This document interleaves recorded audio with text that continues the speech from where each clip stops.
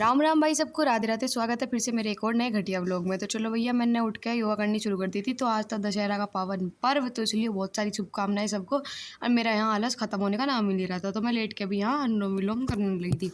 मैंने सोचा ला कर लूँ थोड़ी सी एक्सरसाइज, उसके बाद फिर पूरे दिन फ़ोन चलाना तो आँखों को बहुत ज़्यादा कष्ट पड़ जाएगा, तो थोड़ी उससे पहले एक्सरसाइज कर लूँ। वैसे ही मेरी आँख की जो नज़र है बहुत तगड़ी तूफानी है।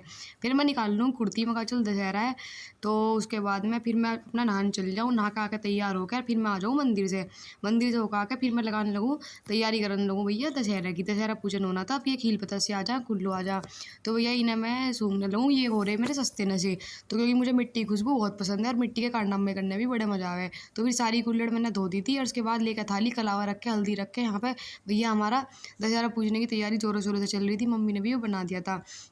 उसके बाद मैं चावल ले आई थी और मैंने इसमें घंटी में रख दिया थोड़ा सा जल, और यहाँ पर रख दिया थोड़ा सा आटा, और जो जो सामान पूजन में काम आया करा। उसके बाद में हमारी जो कुल्हड़ धो गई थी, उसके बाद में इसमें हल्दी से बनाए करे हैं स्वास्तिक दोनों तरफ। तो मैंने स्वास्तिक बना दिए थे, झटपट काम को फटाफट से करने लगी थी। यहाँ बज गए थे 8। तो चलो वो क्या अच्छा था कि पंचेक नहीं लग रहे थे। तो यहाँ मैंने फटाफट से सारी कुल्हड़ भर दी थी भैया खील से।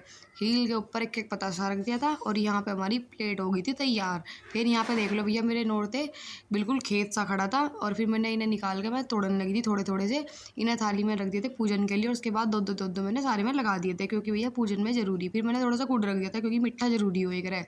उसके बाद में सारा सामान रख दिया था खाट पे चद्दर घेर के। फिर यहाँ पे मैंने चढ़ा दिया चावल, और यहाँ पे मैंने कर ली थी पूजा के लिए आँच। इतना मेरी पूजा हुई, इतना चावल भी हमारे बनकर तैयार हो गए थे। सांझी भैया भी जाकर अपनी पैकिंग करने लगी थी जाने के लिए। फिर यहाँ पर आगे हमारे मेहमान, सांझी के जाते ही फिर भैया मेहमान आ गए थे जो हमारे मामा लगे। तो यहाँ पे घिया का रायता बन रहा था, और भैया चावल दाल और नाश्ता भैया सुबह ही बन गया था हमारे। तो यहाँ पे मेहमान भी हमारे चले गए थे, चाय नाश्ता करके कार्ड देना आए थे, मामा के यहाँ से शादी है।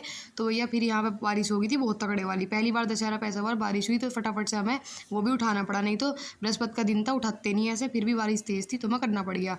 कोई बात नहीं भैया, फिर मैंने सोचा चल थोड़ा सा रावण बना लूँ। जैसा भैया क्राफ्ट का मैंने कागज़ से बना लिया, शादी एक कार्ड लेकर, उसके बाद फुलझड़ी से जला दिया। बड़ी मम्मी ने पूरा योगदान दिया रावण जलवाने में। फिर बड़ी मम्मी हंसने लगी, नु लल्ली तेरे भी काम सदा अलग ही रहे, दुनिया से अलग ही चले, कुछ ना कुछ छोड़ती ही नहीं। चलो फिर शाम को आ जाता है जी, tata bye bye, love you, मिलते हैं।